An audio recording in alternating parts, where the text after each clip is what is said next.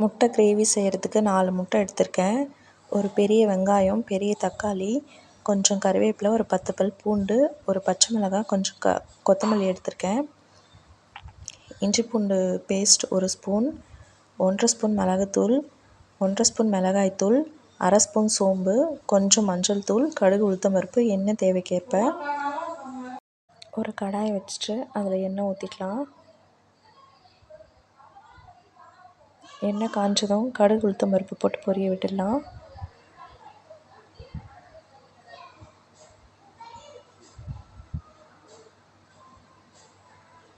பொரிஞ்சதும் 1/2 ஸ்பூன் சோம்பு போட்டுக்கலாம்.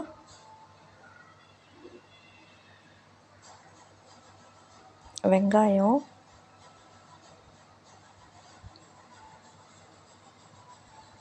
ஒரு கொத்து கருவேப்பிலை, 10 பல் பூண்டு சேர்த்து எல்லாத்தையும் நல்லா வதக்கி விடலாம்.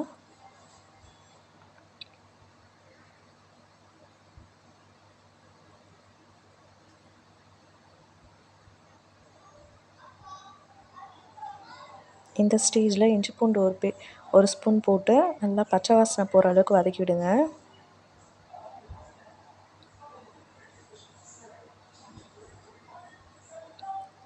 இந்த மாதிரி வதங்கி வந்ததும் எடுத்து வச்சுருக்க தக்காளியை போட்டுக்கலாம். போட்டு நல்லா வதக்கணும்.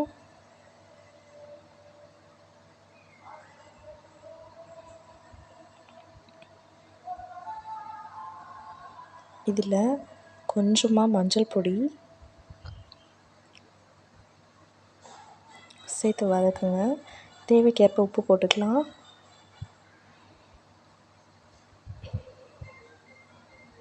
ஒன்றரை ஸ்பூன் அளவுக்கு மிளகாத்தூள் போட்டிருக்கேன். கொஞ்சமாக தண்ணி ஊற்றி கிளறி விடுங்க.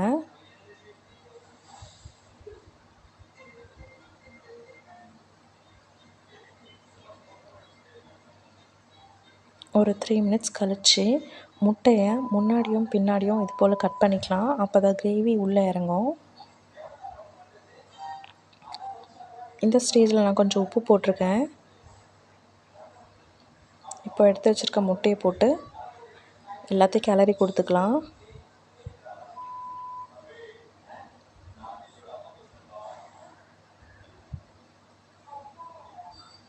இப்போது எடுத்து வச்சுருக்க மிளகுத்தூள் போட்டுக்கலாம். போட்டு நல்லா கிளறுங்க. இப்போது ஆல்மோஸ்ட் ரெடி ஆயிடுச்சு. கொத்தமல்லி தூவி இறக்கிக்கலாம்.